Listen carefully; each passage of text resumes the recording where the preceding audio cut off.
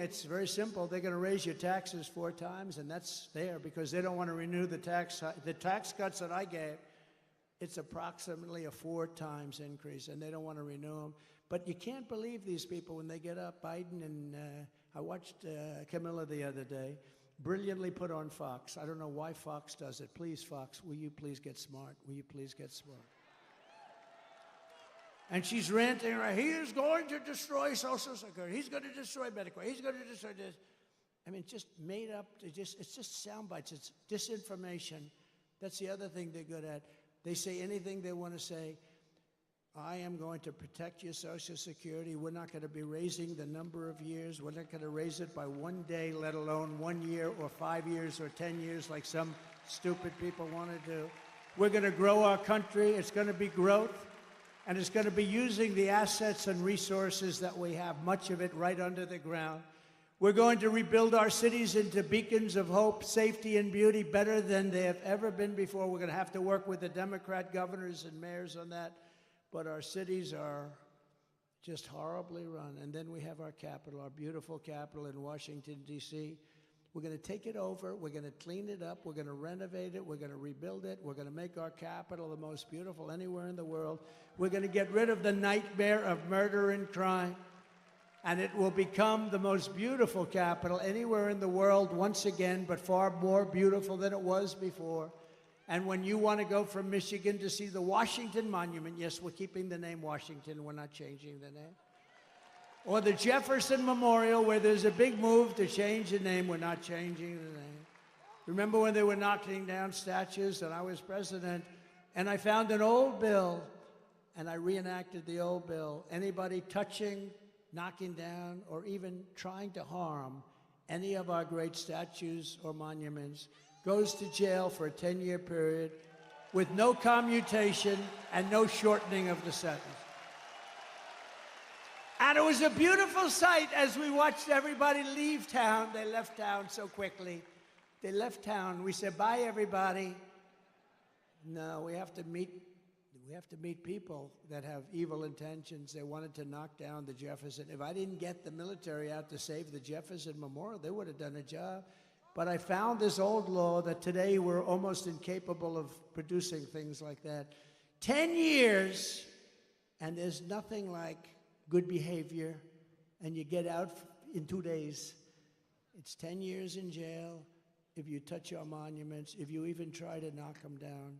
I had a news conference, I signed it, and everybody left town. It was a beautiful thing to do. We're not doing it. We won't be changing the name of Jefferson, Washington, Lincoln, like they did our forts. I get out of office, they did our forts, right? We won 2 world wars in those forts, and now they have different names, many of them. Fort Bragg, and the people that live next to Fort Bragg are not happy. They're not happy. They changed the name. We won 2 world wars out of Fort Bragg, and then they decide to change the name because they think it's politically correct.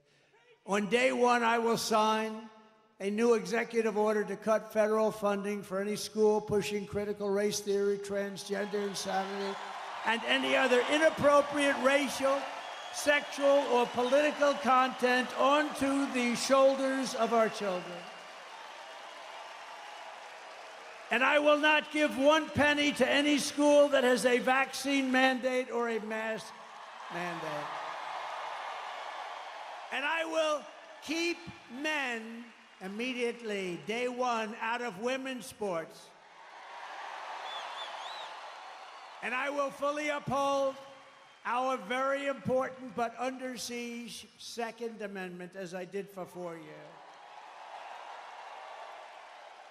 And I got the full endorsement from the NRA. You saw that. They gave us their full, strongest endorsement. No, for 4 years I protected, and it was not that easy to do. We will protect innocent life, and we will restore free speech, and I will secure our elections. Our goal will be one-day voting with paper ballots, proof of citizenship, and voter ID. It's very simple. But until then, Republicans must win. We have to win, win, win, win, win. We want a landslide that is too big to rig. I said it before. I'll say it 100, 200, 300 times before that very spectacular date. But, you know, remember, November 5th is not really the date. It starts in early September, North Carolina and some others, because now we have these ridiculous laws where you can vote before the election, after the election. We got to have one-day voting. One-day voting. What happened to those ballots that were over there last week? Oh, sir, we moved them around a little bit. Oh, really?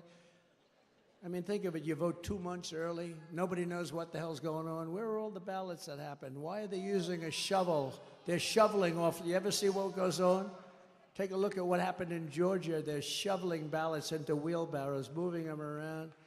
If you took the 10 worst presidents in the history of the United States and added them up, they would not have done near the destruction to our country as Joe Biden and his horrible Biden administration have done. They're destroying our country. They are destroying our country. And, you know, we get up and we have levity, we have laughter, but honest, there's really nothing funny about it. They got millions and millions of people, many of whom are criminals and terrorists, flowing through, and people from mental institutions flowing through into our country totally unchecked. And they move many of them into hotels. Some of them are luxury hotels. Hotel owners are making a fortune. They're destroying their hotel in a certain way, but they're making a fortune. And our military is living on the street with nothing. And yet they're putting these people into luxury hotels. So if you want to save America, get your friends, get your family, get everyone you know and vote. You got to vote early, vote absentee. I don't care how you vote. You know, they all say, oh, sir, we have to vote early. Well, you know, a lot of times you vote early, that's God. You got to vote, and you got to follow your vote. Make sure it doesn't get canceled out. You can do it. Vote on election day. I don't care how you vote, you've got to vote. Vote early if you want. Everyone's saying vote early. I don't. Look, you got to vote, and you got to get out and vote. You got to protect your vote. That's what Michael's doing. He did it better than anybody else in the country in North Carolina. That stayed right here when Georgia went down, when Pennsylvania went down. It stayed right there. All of a sudden, in certain states, they found all these votes. A totally rigged election. We're never going to let it happen again, because this time if it happens, we're not going to have a country. We won't have even a semblance of a country left. And if you want to help us ensure election integrity, sign up. It's called protectthevote.com. Protectthevote.com. Sign up. And that's on election integrity. You got to watch and watch very carefully. So in conclusion, from Marquette to Midland, from Lansing to Flint, and from Detroit to right here in Grand Rapids. We've had great victories in Grand Rapids. Remember when we won the state of Michigan? Now, we did much better the second time, but I won't mention that. But remember, and I was at Grand Rapids, and we came in, and we had a crowd like nobody ever saw late in the evening. Remember that? You were there? And we had a crowd like nobody's ever seen before. I said, why would we lose Michigan? And we ended up winning Michigan. I was right. Actually, Bill Clinton told Hillary that he was in Michigan. You're going to lose. You know, he's a good politician. You had a natural instinct. He said, you're going to lose Michigan. You're going to lose Wisconsin. They said, whoa, why are we listening to this man tell us this? And he was right. Wisconsin and Michigan. I said, why are we going to lose? We had 49,000 people show up. She had like 300 people show up. I said, why are we going to lose? And we won. We won Michigan. And then we did much better the second time, but bad things happened. We're not going to let that happen anymore. We stand on the shoulders of the brave Michigan patriots and tough Michigan workers who manned the first assembly lines. You remember that? Does anybody remember that? It's a long time ago. Anybody remembers that? They're extremely old. Is there anybody that wants to admit they revolutionized industries and turned this state into a manufacturing powerhouse like no other? And we're going to bring it back, and we're going to bring it back. I'm not talking about lots of other industries. I'm talking about the auto industry, because it's such a big industry. I could say we're going to bring back cement. We're going to bring back all sorts. I'm just talking very simple. It's so simple. It's going to happen so fast. You're going to be at a level as though you were from 30, 40 years ago. You're going to manufacture cars again at a level that you haven't seen in many, many decades. You probably have to get rid of this fool, this stupid idiot representing the United Auto Workers, because he sells the auto. You know, I'm much more popular than anybody with the auto workers. We're going to get 95% of their vote. But they have a guy that, I mean, he pushes the electric mandate, and they're going to be made in China. They got to get rid of that guy. He's bad news. Your Michigan ancestors gave us Motown, the Mustang, and the might of the American Midwest, and it really is a might. They forged the steel, laid the railroads, tilled the fields, fought the battles, and won the victories that made America into the greatest and most powerful nation in the history of the world. That's true. It was the most powerful. But now we are a nation in decline, and it's a very serious decline. We are a failing nation. We are a nation run by fools and stupid people. We're a nation that has lost its confidence, its willpower, and its strength. We're a nation that has lost its way, but we are not going to allow this horror to continue. We're not going to let it happen. Less than 4 years ago, we were a great nation, and we will soon be a great nation again.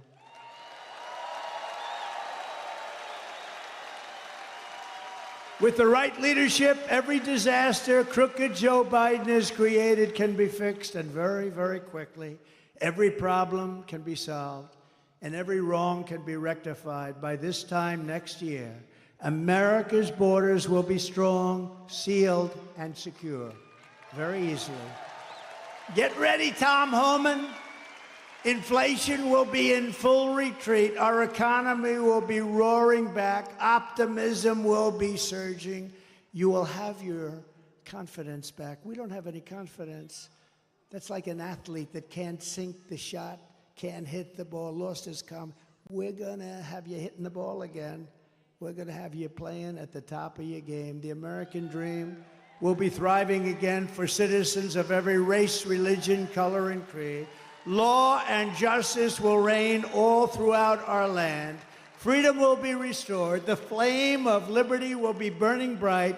Crooked Joe Biden, the worst president in the history of our country, will be a fading memory of the past, and our great silent majority, including the once forgotten men and women of our country, will be the one shaping America's magnificent future when I am the 47th president of the United States of America. Thank you.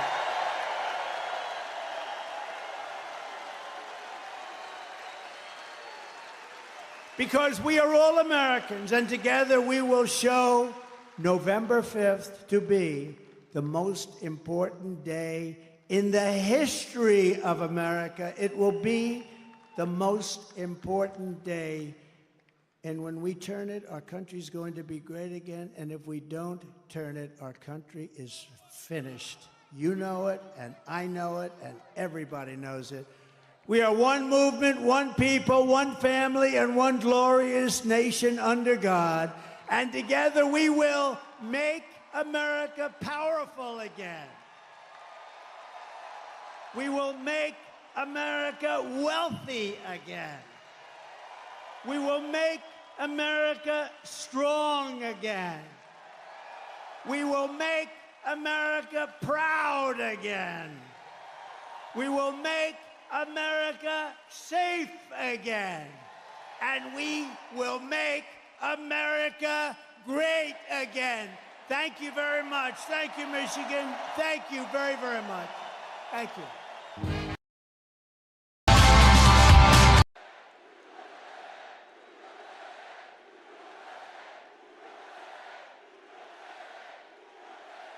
Well, thank you very much. This is like a Michigan football game over here. This is pretty good. This is pretty good. I want to thank you, JD, for the introduction. You're going to be a fantastic Vice President of the United States. And you know, I chose him because he's for the worker. He's for the people that work so hard and perhaps weren't treated like they should have been, but they were treated that way 4 years ago, I can tell you that. but we're going to get it back bigger, better, stronger than ever before. Thank you very much. This is some crap. I'm thrilled to be back in the great state of Michigan with thousands and thousands, and I mean lots of thousands up here. This is a hell of an arena. This is a hell of an arena.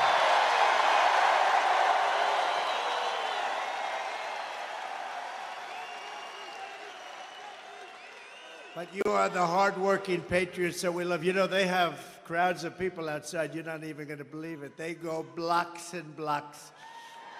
But let's forget about them, right? Let's forget about them. Let me begin this evening with a very special thanks to Americans nationwide, including all of you here today, for your extraordinary outpouring of love and support in the wake of the horrific last Saturday event. And when you think of it, it was exactly 1 week ago today, almost to the hour, even to the minute. Yeah. Incredible. Incredible. What a day it was. As I said earlier this week, I stand before you only by the grace of Almighty God. That's true. I shouldn't be here. I shouldn't be here. Maybe JD or somebody else would be here, but I shouldn't be here right now. But something very special happened, let's face it. Something happened. I want to thank Butler Memorial Hospital in Pennsylvania for the incredible job they did and service they gave. And all of the great citizens of Butler, Pennsylvania, and the surrounding area, and everyone else for the job they did and the love that they showed us all. It was incredible, actually. What a time that was. What a time that was. Nobody's seen anything like it, and hopefully they never will again. And they had cameras blazing. I guess it was different in that way, too, because we were right in the middle. All those, see, look at all the news back there, and they were all blazing. They were going. No, they covered it fairly. They couldn't believe what they were seeing either, so you did cover it fairly.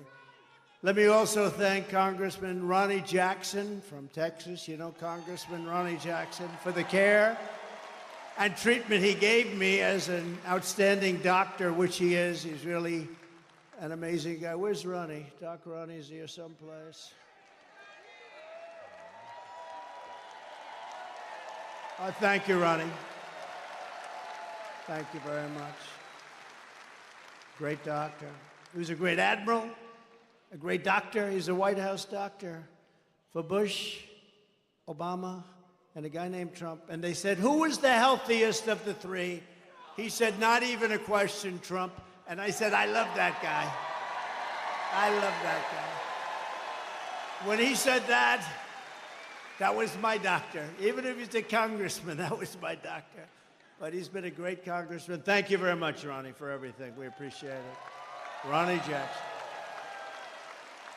We continue to pray for the recovery of the two citizens who were wounded in that evil attack, David Dutch and James Copenhaver, two really incredible people. We remain in contact and send our deepest respect to the families. Corey, as you know, Corey Comparator was a brave firefighter who died, funeral yesterday, shielding his wife and daughters from bullets. He shielded them from the bullets of this horrendous person. Corey was a hero, and we will carry his memory in our hearts for all time. Great hero.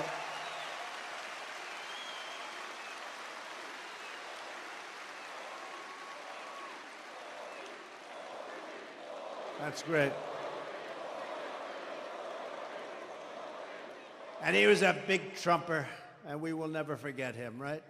We're all together. We're all together. There's never been anything like what you witnessed the other day with the convention. I don't think there's ever been a convention where there was such unity and love, and even now I'll say it just for a second, the fake news even said it that way.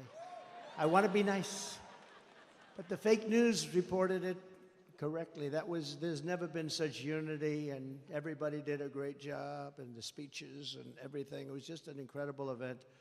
And I'll tell you what, Milwaukee was a fantastic place. This was a beautiful arena, and they did a really great job.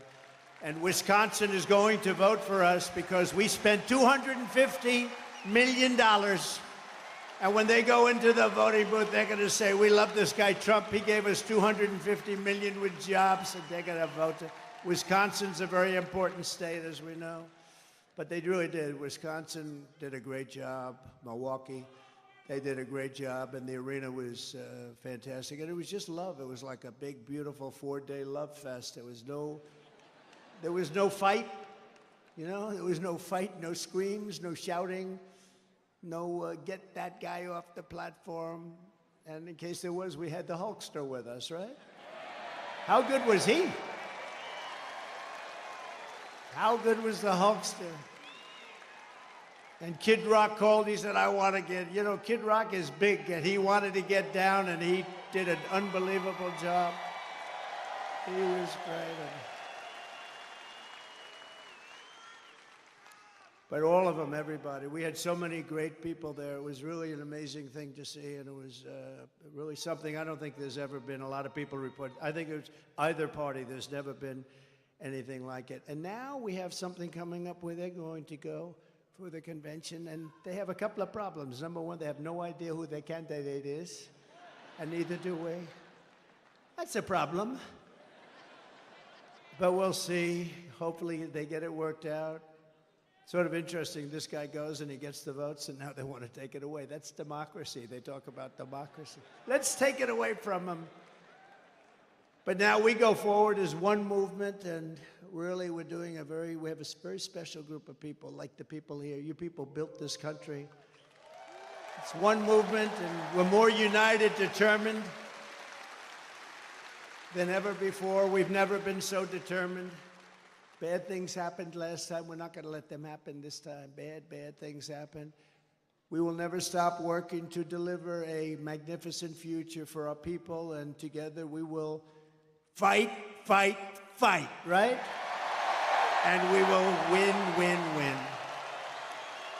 All right. Thank you.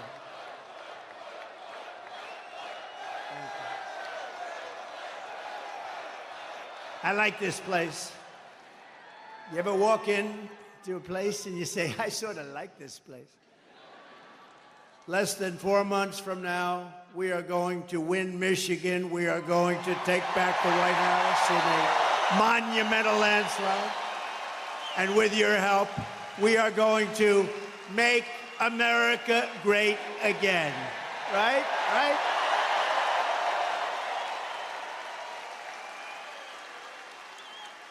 At our convention just a little while ago in Milwaukee on Thursday, it was my tremendous honor to officially accept the Republican nomination for President of the United States.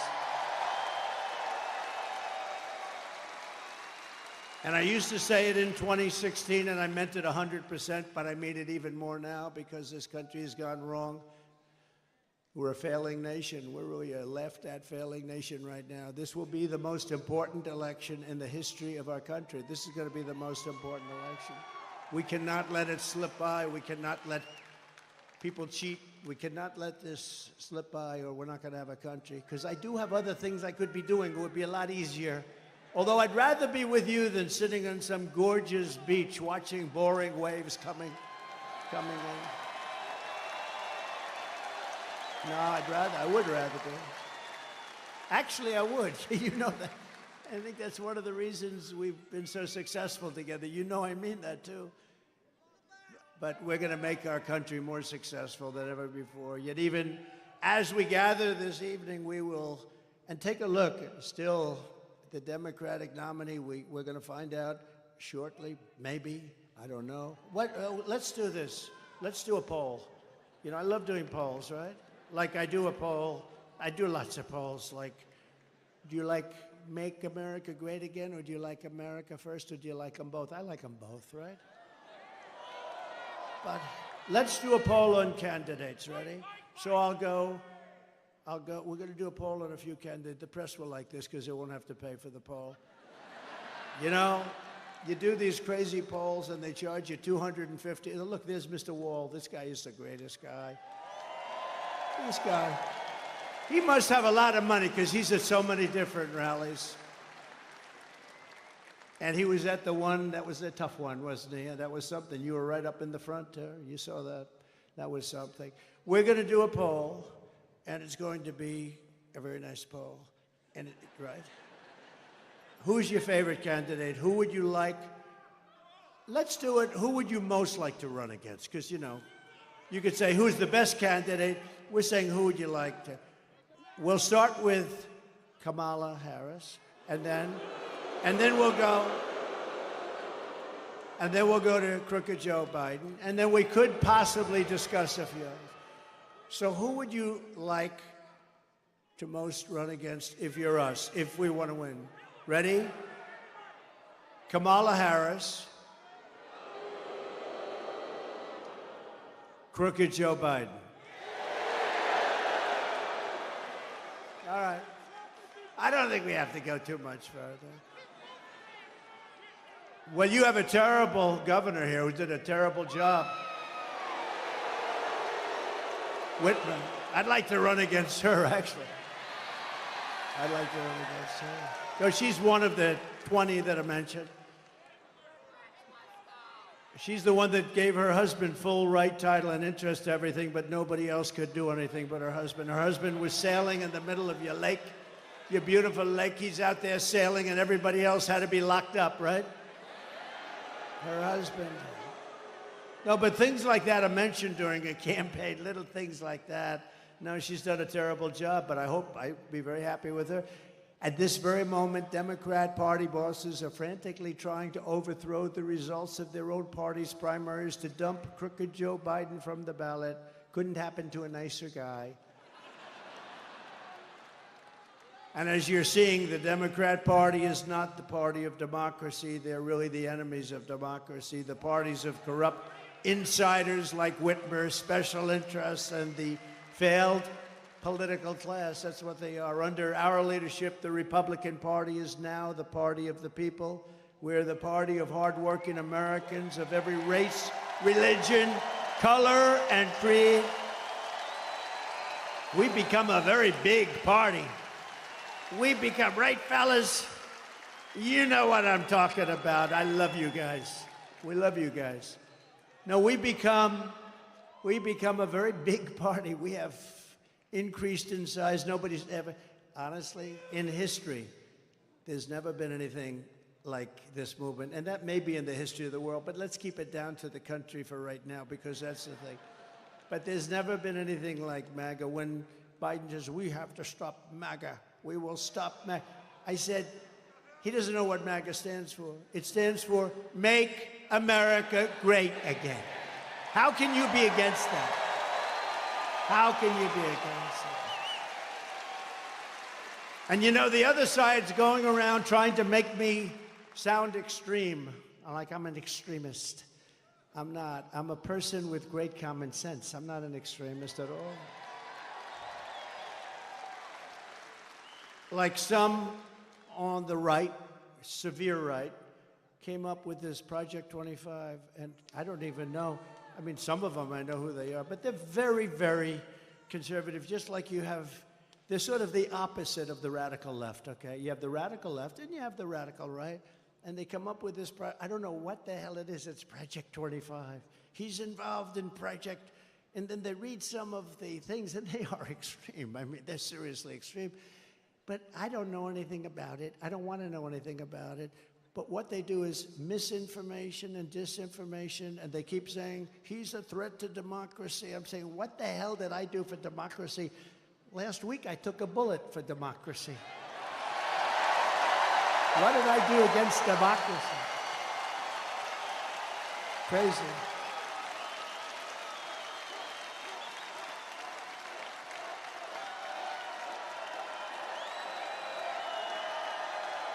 Hello, Chris.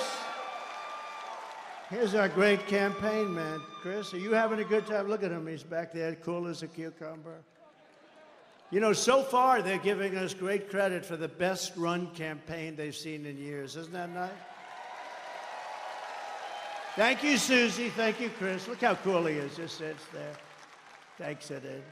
Try doing it with another candidate sometime. That gets tough, right?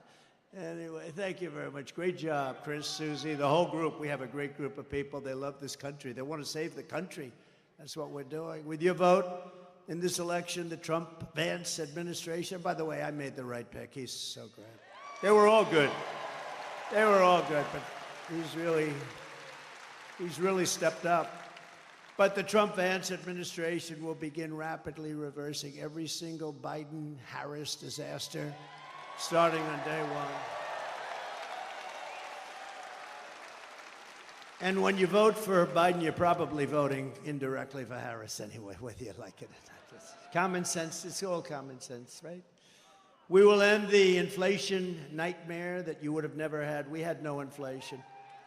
See, there's another thing. Biden always goes around, I inherited 9% inflation. And even the radical left reporters up there, look at all of them. Whoa, they have a lot.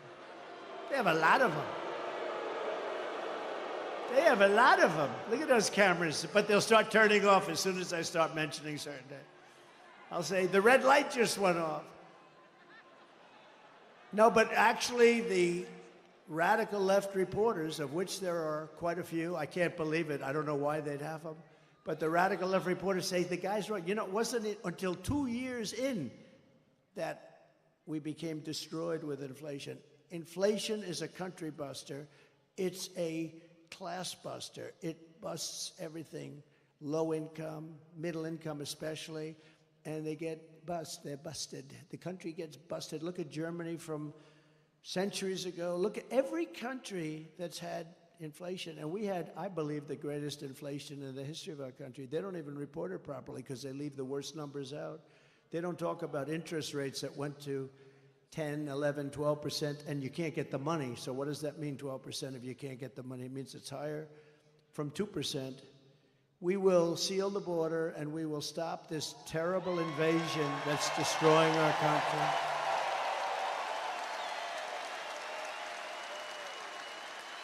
We will crush migrant crime. We're going to crush migrant crime. Oh, we have a new form of crime now. It's called migrant crime. The only good thing about these migrants coming in is they make our gang members and criminals look like the nicest people you've ever met. These people are much tougher. They come from all over the world, not just from South America. We're going to return law and order to our streets and restore patriotism to our schools. We gave you already the largest tax cut in the history of our country, larger than the Reagan cuts, but now we will give you an additional tax cut, a number of tax cuts that will make it. We took in more money after the tax cuts than we did prior. We took in billions and billions of dollars more after the tax cuts than we did. We had the greatest economy in the history of our country. Everyone knows that.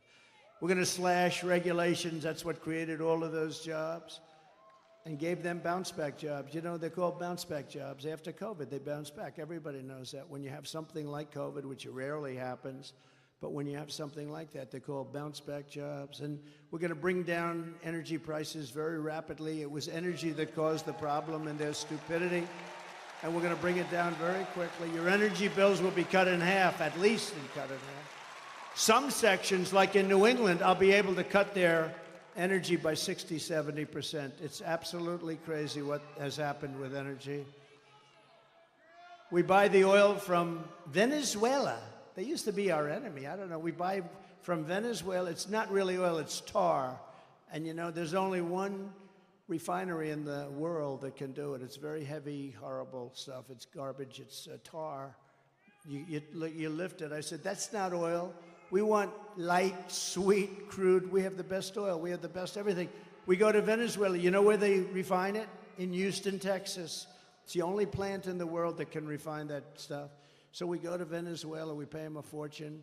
We take that dictatorship. We make the dictatorship wealthy.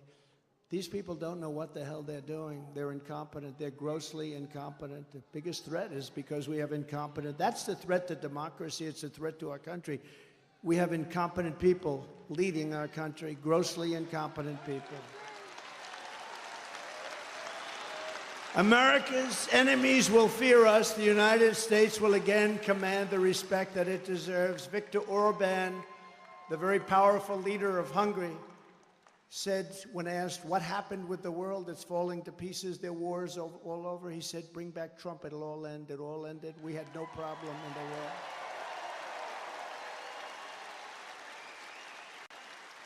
And something beautiful is going to happen because we will bring back the American dream, and it'll be bigger, better, and bolder than ever before.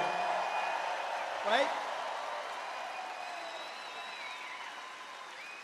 And most importantly, for the people of this great state, you know, years ago, they gave me in Michigan the Man of the Year. That was long before I was a politician. I was a business guy. I did well. I liked the state, but I don't know. I heard Man of the Year, Michigan. I said, that's cool. That's good. I'm going to make that trip.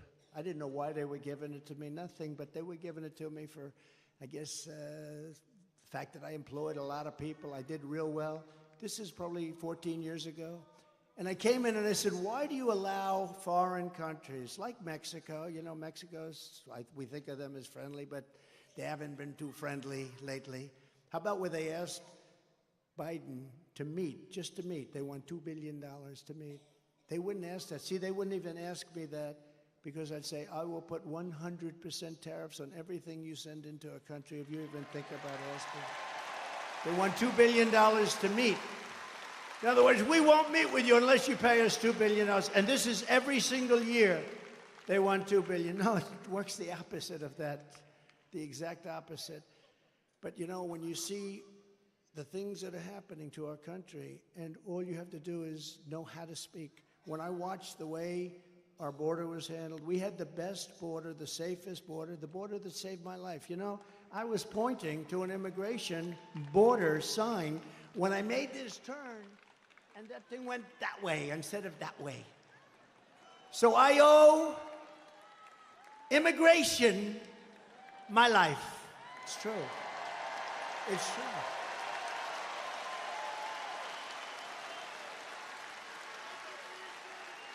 Now, think about it. I'm talking thousands and thousands, much more than even this. I mean, we're restricted because you're in this giant arena. That's the one thing about outdoor that's good. You can have unlimited, thousands and thousands as far as the eye can see.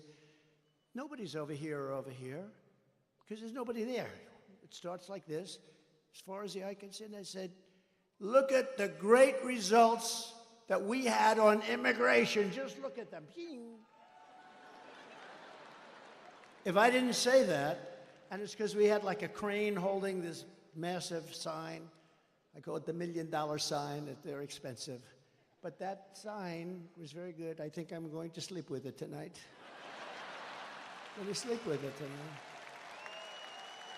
I said, what was that? What was that? Ooh, then I looked, I said, that's not good. That's not good.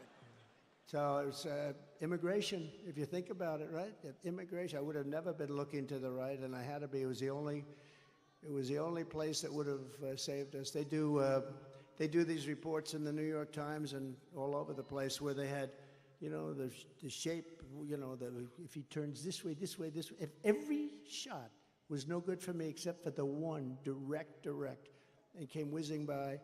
And I hope we have to never go through that again, everybody, because it's so horrible, horrible. But most importantly, for the people of your state, this great state, I will rescue the U.S. auto industry from obliteration. They're going to obliterate your auto industry. And anybody that votes for the head of the United Auto Workers, this guy doesn't know what he's doing. He's approved all electric cars. And you know, Elon, I love Elon Musk. Do we love him? I love him.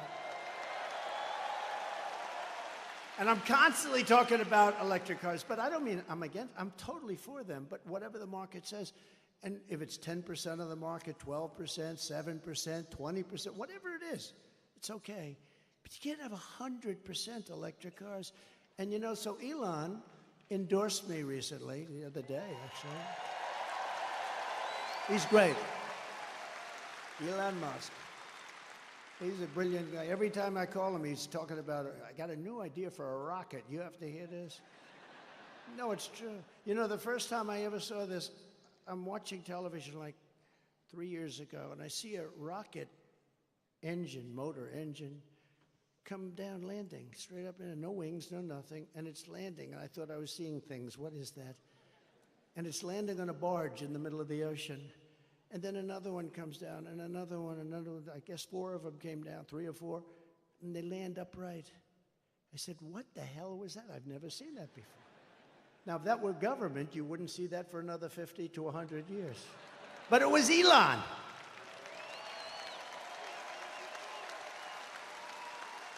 Now, think of that. And I called him, and I've always had a good relationship with him, but I called him, and I said, what was that? He said, well, we saved the engines. We saved the engines because it's very expensive to build. So, I mean, it didn't take me long to figure that if you save them, that's good. But who the hell thought you could do that? No wings, no nothing, just like these big, long, massive tubes, and they're landing gently right on the dot. I said, that's the coolest thing I've ever seen. And you say, how long would it take government to come up with that one? I don't think they ever heard of it. Perhaps they still haven't heard of it. But, you know, he's a very advanced person, and he's doing other things that are great, and so are others. We have to make life good for our smart people, you know? We have some smart people. We have to make life good for our smart people, and he's as smart as you get. But Elon endorsed me the other day, and I didn't even know this. He didn't even tell me about it. But he gives me $45 million a month. A month. Not 45 million.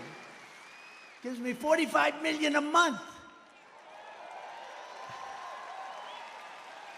And I talked to him just a little while ago to say I was coming here, how you doing? And he didn't even mention it. He didn't mention. I mean, other guys, they give you $2 and you got to take them to lunch. You got to wine them, dine them. No, he's a great guy, he really is. But, you know, he's never mentioned to me, why are you hitting the electric cars? Because he understands I'm not hitting it. I think it's incredible. I've had them. I've driven them. They're incredible. But they're not for everybody. Some people have to drive long distances.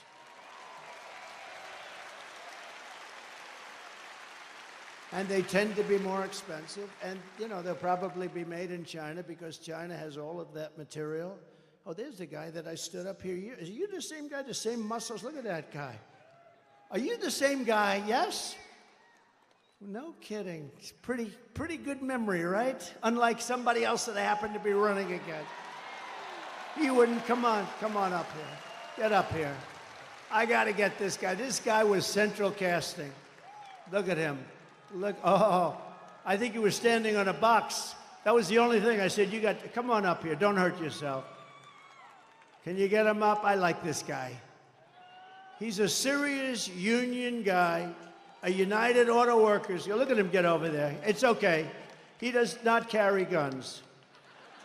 He's not, come on up here. Look at him. Look at his shape he's in. I'm glad to see you.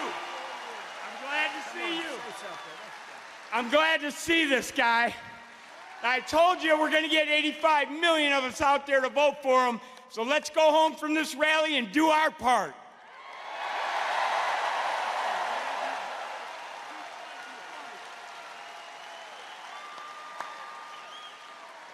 Look at the arms on him. I may have height, but his arms are definitely more powerful, huh? Look at that guy.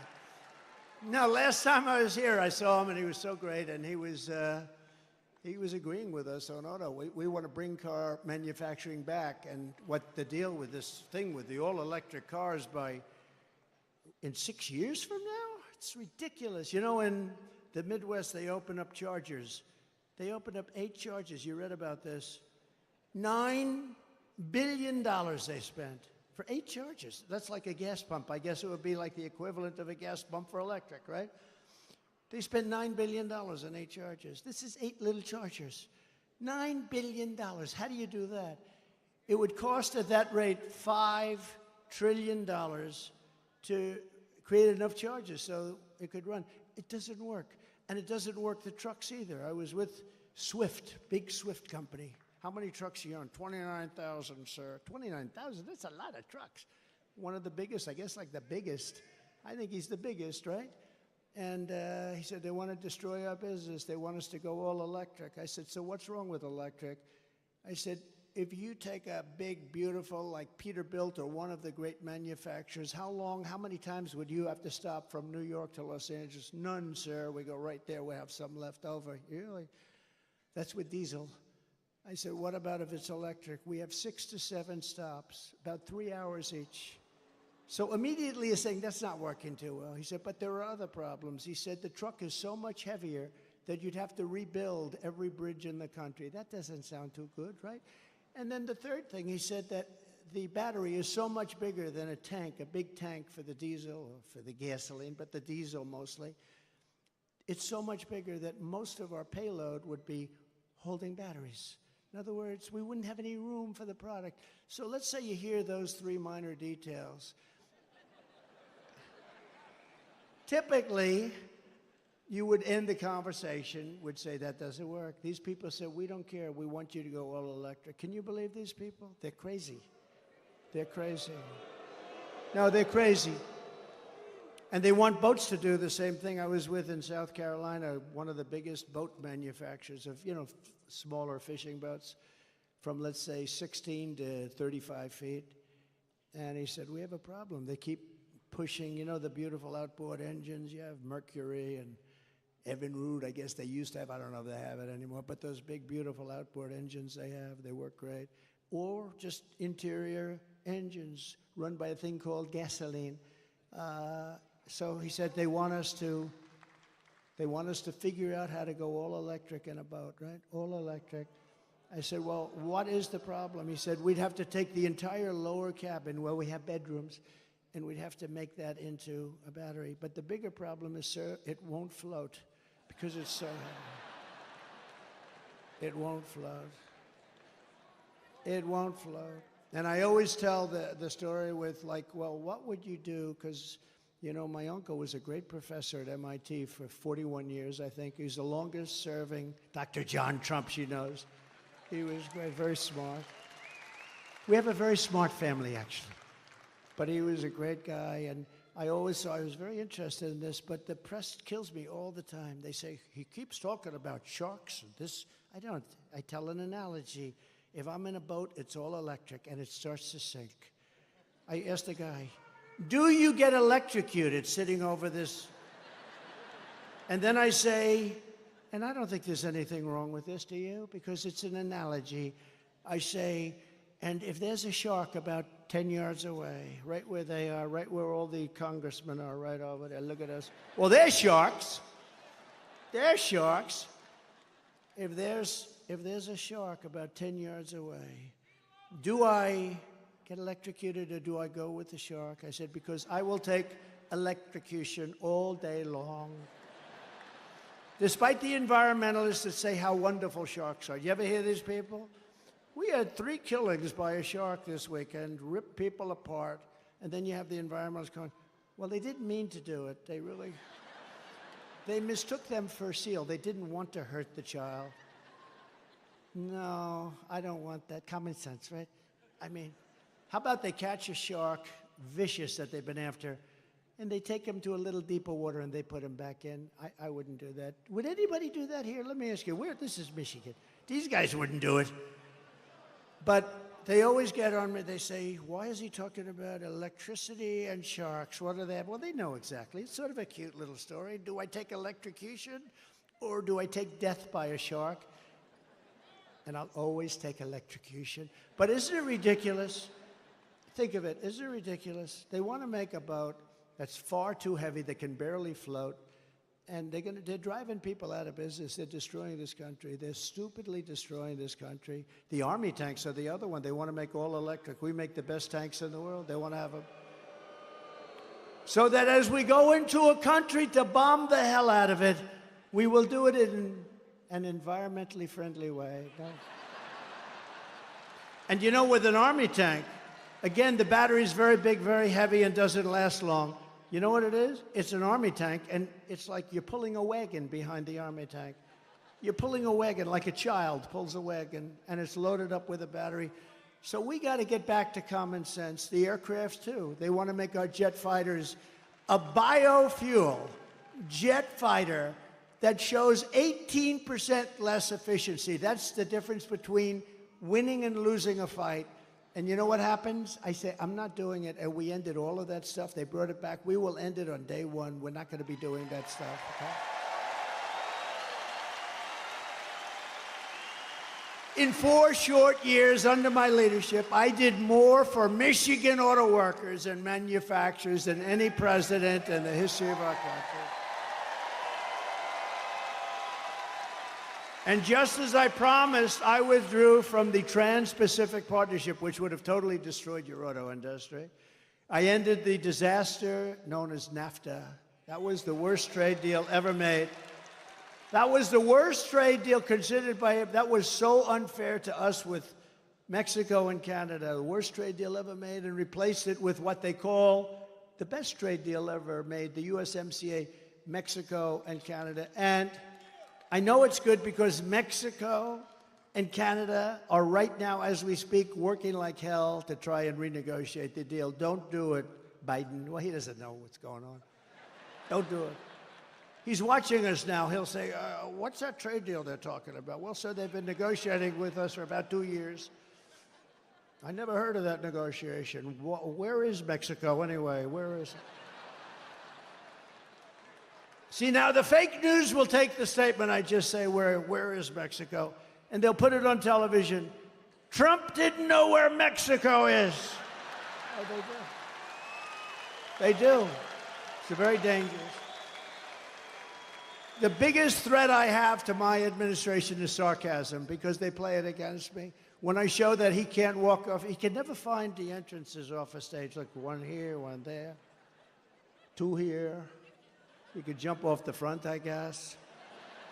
And whenever I imitate him, I called my wife. She's great. Our wife, she's great. Our great First Lady. I said, she's great. And she looked great the other night. She made that entrance. She made a lot of entrances. She's just something. But she walked in, but I told her the other night, I said, how good was I? How good? This was at a rally a couple of weeks ago. How good was I? Well, you were really good, but not great. Why? Well, it showed that you didn't know how to get off the stage. Well, I was imitating Biden. So what they do is they show the imitation of Biden. They said Trump didn't know how to get off the stage. That's our fake news. So we have to be very careful. So I haven't done it in about 3 weeks. I'll do it again, but maybe not right now. It's too... Darling, you were great. I mean, I get these crowds, 50, 60, 70,000. In New Jersey, we're leading New Jersey by 4 points, by the way. We're leading Michigan by 6 points.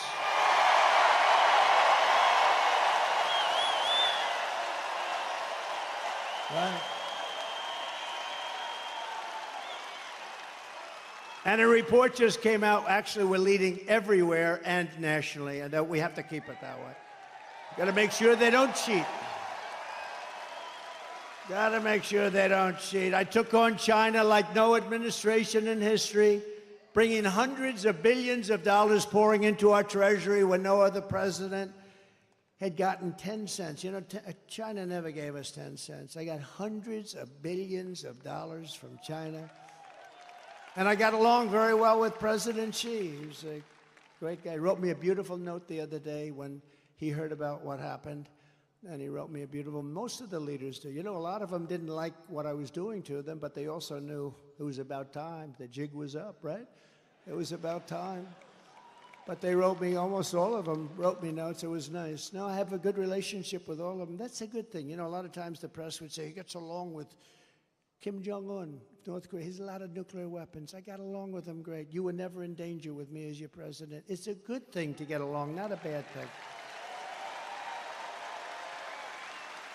I used to tell him, why don't you do something else? All he wants to do is buy nuclear weapons and make them. I said, just relax.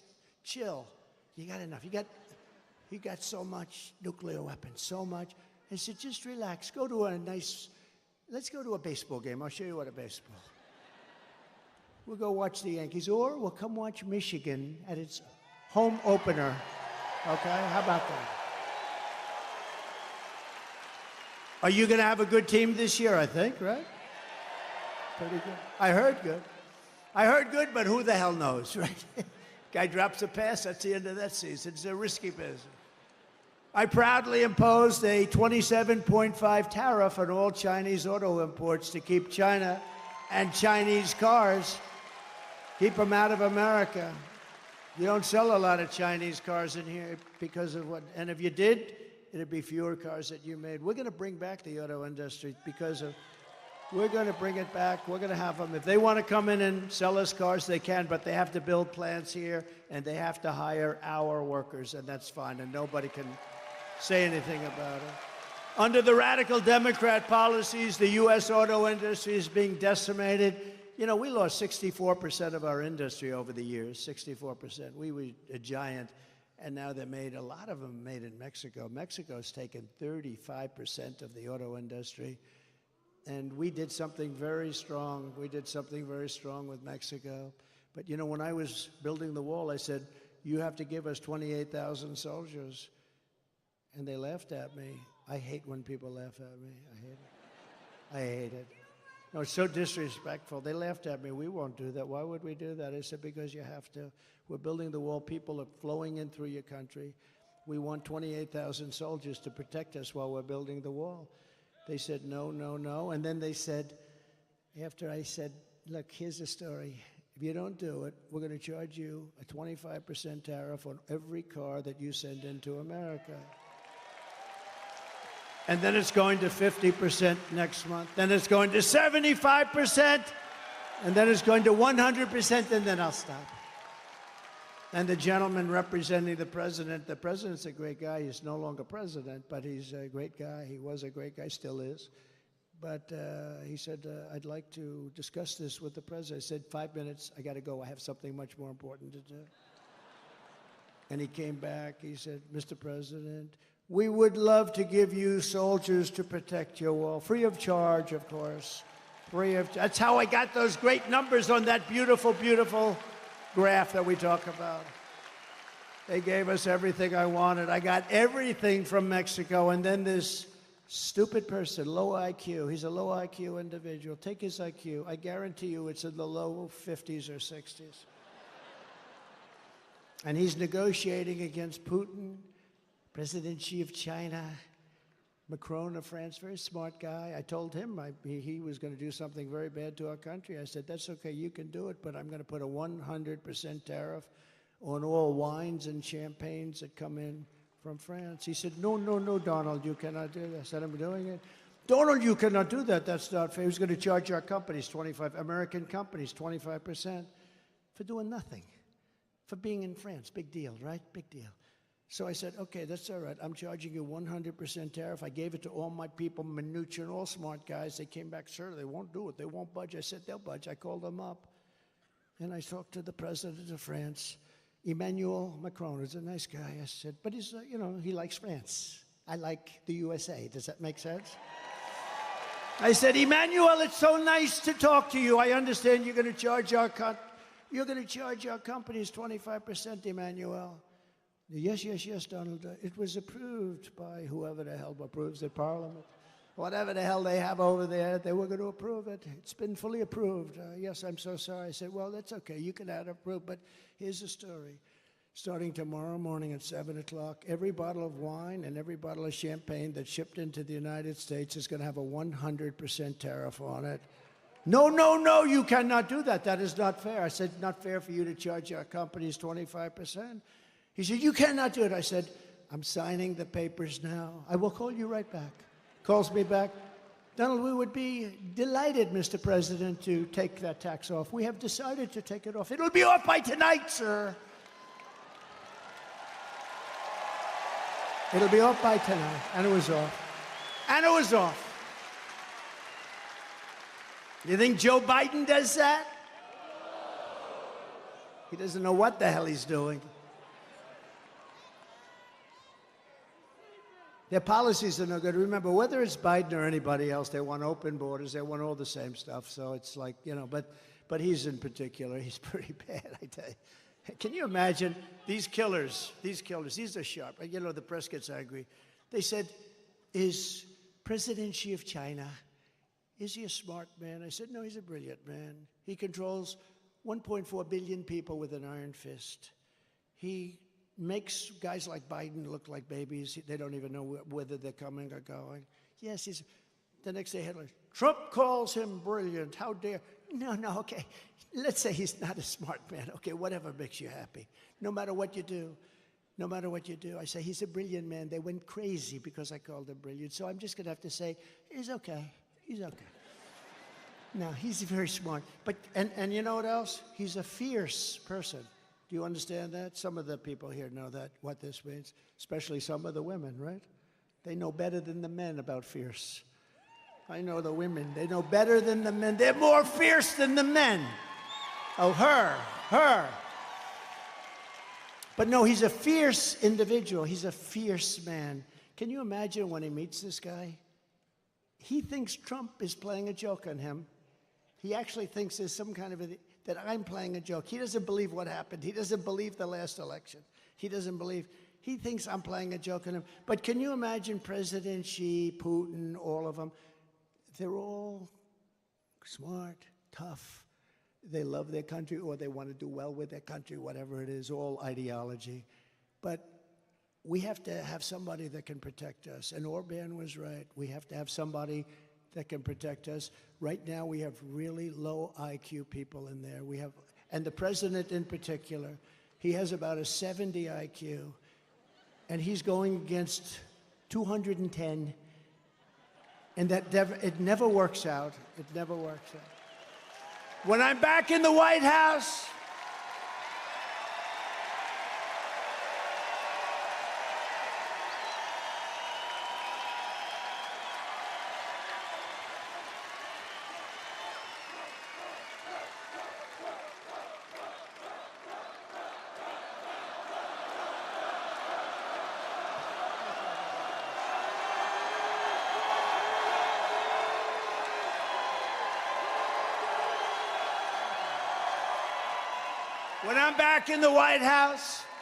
the way they will sell their product in America is to build it in America. They have to build it in America, and they have to use you people to build it. Thank you very much. It's very simple. We will build American, buy American. We're going to hire American. We're going to get it going. We're going to get the auto industry back. It's ridiculous. I will revoke China's most favored nations trade. You know, they have a most favored nations trade status. They've had it for years. We had it revoked, and then we had that stupid election, that ridiculous election that everybody knows was ridiculous. But I will revoke it. They have a trade where basically they're saying we're just beginning. They're not just beginning. They're teaching our people too much. I will pass the Trump Reciprocal Trade Act, meaning if China charges us a 100 or 200% tariff or tax, we will charge them a 200% tax. Very simple. Called reciprocal. They charge, we charge. It sort of says, I shouldn't say this, because, you know, Franklin Graham, I told the story the other night, Franklin Graham, he's such a wonderful guy. Billy Graham was his father, the greatest. My father used to take me to Yankee Stadium to watch Billy Graham. The place was packed, and he would get up and he would rant and rave, and you left there and you believed that it was God, in fact, that helped me last week. You would believe it if you listened to Billy Graham. And Franklin Graham is right, probably, but he wrote me a beautiful letter. He says, President Trump, I watch your speeches and your rallies all the time. I love your storytelling. There's nobody that can do it like you, but please, you're hurting yourself very badly. Don't use foul language. It made me feel bad, actually, because I don't use much. And if it is foul, it's not really foul. You know, there's really foul, and then there's a little off. Like some people they don't like the word hell. That's a bad word. You know, I mean, that's not good. Or the